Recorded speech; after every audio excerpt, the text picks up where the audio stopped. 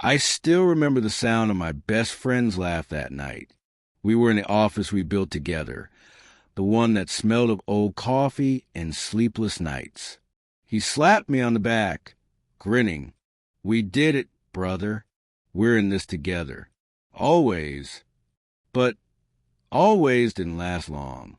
Months later, I walked into that same office and found the locks changed, my name scrubbed from the door, and an email waiting in my inbox.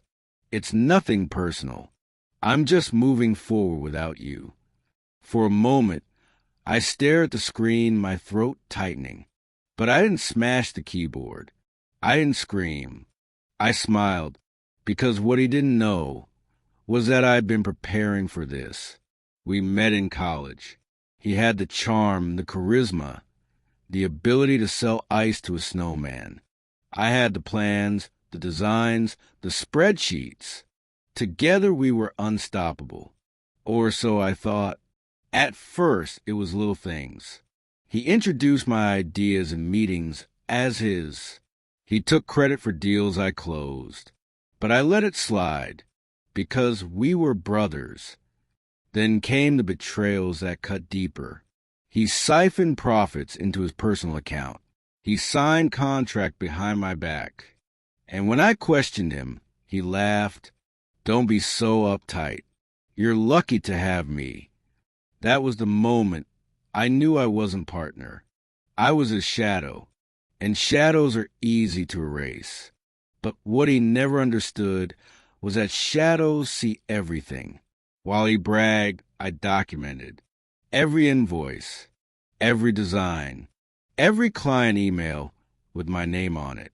While he posed for photos, I filed trademarks, quietly in my name alone. While he spent company money on vacations, I opened a separate account, mine, untouchable. So when that email came, when he told me it was nothing personal, I didn't reply. I called my lawyer. 2 weeks later, we met again, not in the office we once shared, but in a courtroom. He walked in confident, expensive suit, smirk plastered on his face. I didn't look at him. Instead, I laid a folder on the table. My lawyer slid it forward. Inside, proof, trademarks under my name, patents registered months before, emails, contracts, signatures that showed the company was not his kingdom. It was mine. I watched the color drain from his face as each page turned. His smirk cracked, his voice stammered. He tried to speak, but the judge silenced him with a single sentence. "Majority ownership belongs to plaintiff. Me, the office we built, mine. The clients he thought were his, mine. The brand he plastered his name on, mine. And him, stripped of power, drowning in debts he thought he could dump on me." Weeks later, I stood in that office again. Same smell of coffee, same skyline through the window, but different, because now the name on the door was mine alone. My phone buzzed. A message from him. "After everything we've been through, you can't just cut me out." We were brothers. I stared at it, thumb hovering. Then I set the phone down, turned to the window, and let the city lights wash over me.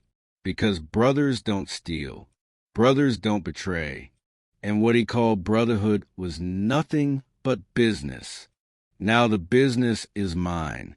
And when I walk these halls at night, empty and quiet, I smile. Not because I destroyed him, but because I built something he can never touch. And for the first time, I'm not in anyone's shadow.